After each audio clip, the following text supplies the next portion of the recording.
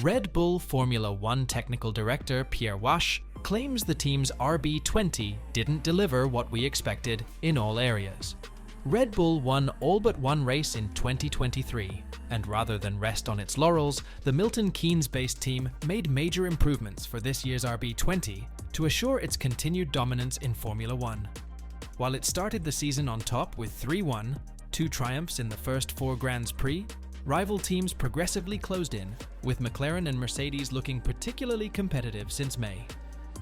Red Bull tech director Wache told that the team expected their 2024 car to be stronger in key areas, particularly high-speed corners, based on simulation data. When asked if the RB20 was as good as expected, he responded, "I would say, not really. We improved compared to last year, without doubt, but we didn't deliver what we expected in some areas. Especially in the high-speed corners, we expected a little bit more than what we have.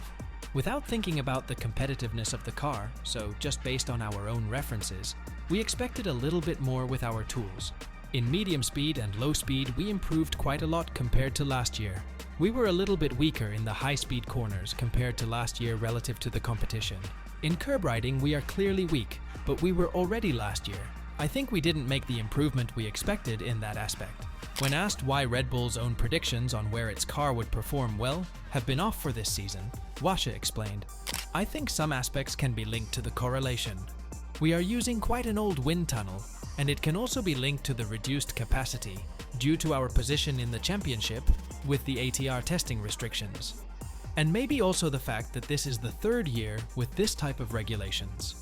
Regardless of whether Red Bull's own advancement has not reached the heights it had planned for, Wache believes the squad expects competitor teams to catch up beginning in 2024, as teams converge on car designs.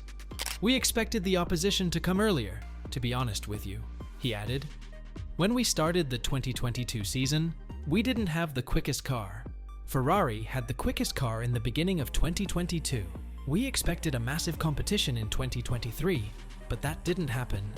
In 2024, we also expected the competition to be there more or less from the start, because the performance you can find with the car is limited under the same regulations. After the first 4 or 5 races, the others came back, maybe with a bit of delay, but we expected that from the start.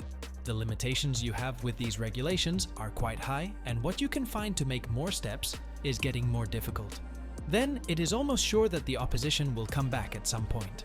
While Max Verstappen maintains a comfortable 78-point lead in the drivers' standings, McLaren has close to 42 points behind Red Bull in the constructors' standings with 10 races remaining. Red Bull will promote from within its Formula One team to replace outgoing sports director Jonathan Wheatley. Wheatley will quit Red Bull at the end of the current season after an 18-year tenure with the Formula One World Champions. Following a restructuring of the Audi F1 team's management structure, the 57-year-old will take over as principal. The German automaker acquired Swiss-based Sauber with the intention of creating its own vehicle and engine for the 2026 season, but has struggled to make meaningful headway and has lost out on signing its major driver target, Carlos Sainz, to Williams. Autosport believes that Audi's new chief operational and technical officer, Mattia Binotto, the former Ferrari team manager, had no involvement in Wheatley's hiring. According to sources, Red Bull will aim to replace Wheatley from within the business, allowing the team to refresh their management structure.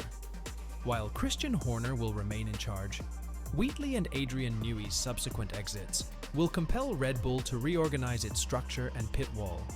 This could result in the reintroduction of the team management role rather than Wheatley's title of sports director. This would be extremely beneficial as Red Bull attempts to reduce costs in order to comply with F1's cost cap. While Wheatley and Newey's resignation will fuel rumors that Red Bull is in turmoil, another school of thought holds that the team is evolving, with older staff making way. Designer Pierre Wache was offered fresh terms just days before Newey's departure was announced, and it is likely that a new candidate has been discovered for Wheatley's position. Wheatley's desire to be a team boss was well known in the paddock. He was linked to Horner's employment at the beginning of the year, when the latter was under investigation internally. That caused unease among the squad members, before Wheatley signed a letter of support, reaffirming his faith in Horner, who signed him from Benetton in 2006. Red Bull might potentially split Wheatley's role, possibly by promoting Gianpiero Lambiase, who is now the head of race engineering and Max Verstappen's race engineer. Another senior individual would be in charge of managing the team during negotiations with the FIA. However, insiders believe it is unlikely to hunt for external candidates and views the exits of high-paid employees as merely a natural progression. But not all the engineers are leaving Red Bull. Red Bull chief engineer Paul Monaghan became the latest member of the team's technical staff to sign a contract extension in May, following Pierre Wache's new deal in February and the confirmation of Aero chief Enrico Balbo and head of performance engineering Ben Waterhouse earlier this year. The confirmation of so many key figures within the Red Bull technical structure has provided an indication of the organization's stability at a critical time, as Chief Technical Officer Adrian Newey handed in his resignation letter. The figurehead designer will leave Red Bull completely by the middle of 2025. There had been much conjecture about potential new destinations for Red Bull's top executives, with rivals hoping to benefit on the destabilizing aspect of Newey's departure, only to have those doors close one by one. Monaghan re-signed with Red Bull in early May, commemorating nearly 2 decades with the Milton Keynes-based team since he first joined in 2005.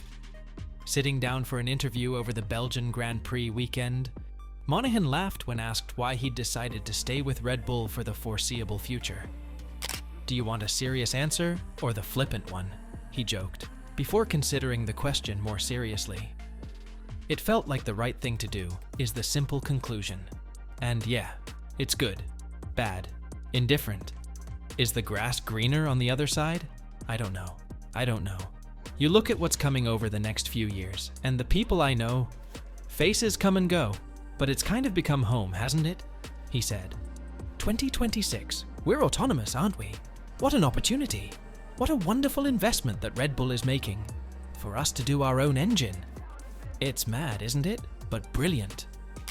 After nearly 2 decades working for Christian Horner's outfit, Monaghan claimed he has never felt like his job was a real one, in terms of the challenge of working for Red Bull.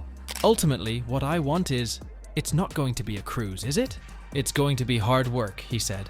"It's going to be a lot of hours, and it's going to be weekends, all that sort of thing. You kind of accept that when you enter this pool, but primarily, what I set out wanting was to enjoy it. Would it be as enjoyable elsewhere? Would it be more? I don't know. But everything I've got here makes it fun, makes it enjoyable. You get up in the morning and think, yes, it's not a real job." I read a quote somewhere: "Find something you love doing and you'll never do a day's work in your life." Well, it goes towards that good, bad, indifferent, good or bad days. I like the people I work with. I don't know whether they like me, they're probably quite the opposite. But I enjoy it. Red Bull is definitely struggling this season, with all the engineers leaving them in such a short time, just after Adrian Newey chose to take a vacation.